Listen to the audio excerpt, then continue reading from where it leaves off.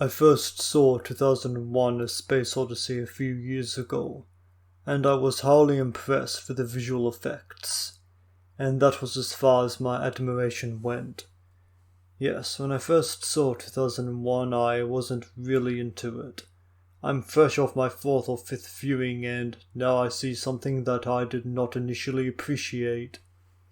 Stanley Kubrick, the director, is widely regarded as one of the greatest, most innovative, and most influential filmmakers of all time. And 2001 A Space Odyssey is seen as his magnum opus.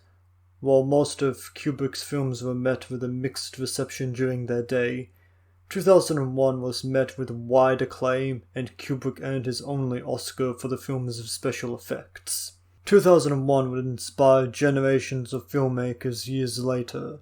George Lucas, Steven Spielberg, Ridley Scott, Christopher Nolan. Without 2001, you wouldn't have Star Wars, you wouldn't have Alien, you wouldn't have Interstellar. The massive influence that 2001 has had on film 50 years, half a century later, cannot be understated. After completing Doctor Strangelove, Stanley Kubrick sought to create the proverbial good science fiction movie.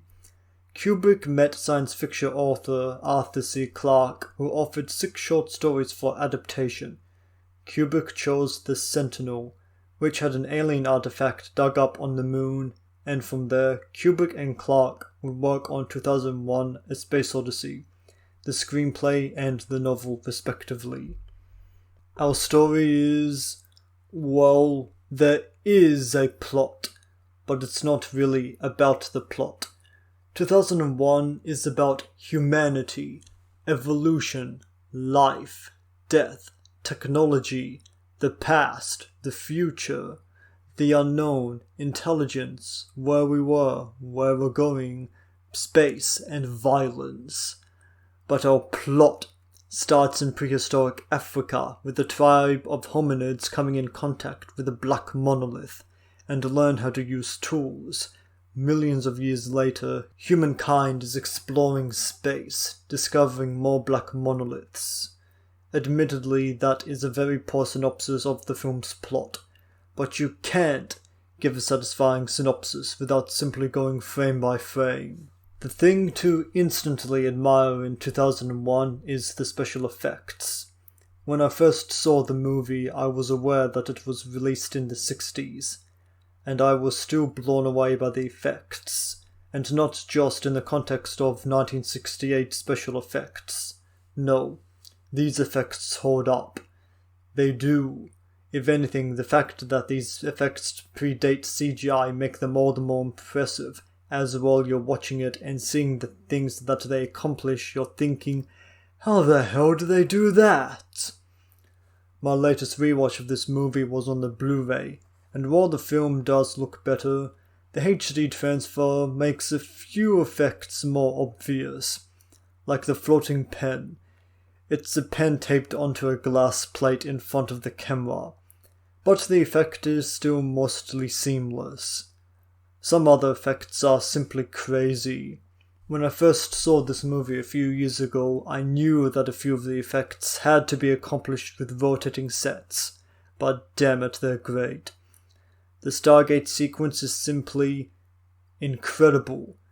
You've seen this famous sequence parodied on The Simpsons and Futurama, and the context in those shows were usually comedic. The context in 2001 is terrifying, and is no less terrifying after decades worth of parodies and memes.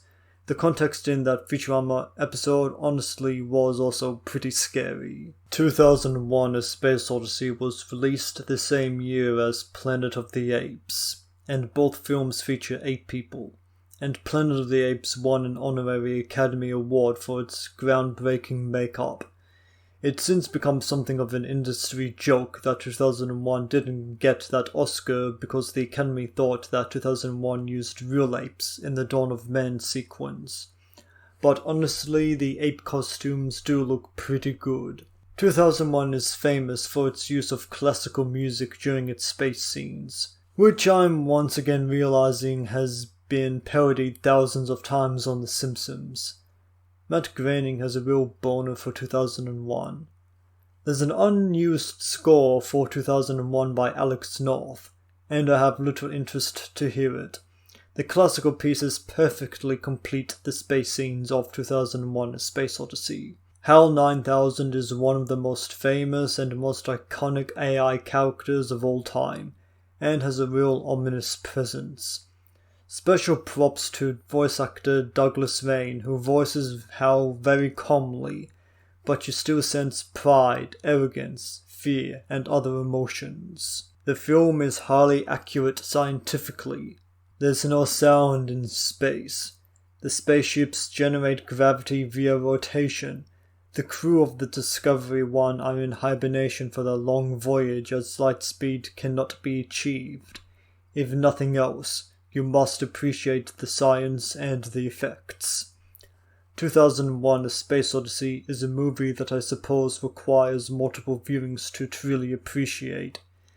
Especially now a day and age of fast-paced Marvel superhero movies, 2001 can be seen as too slow or boring.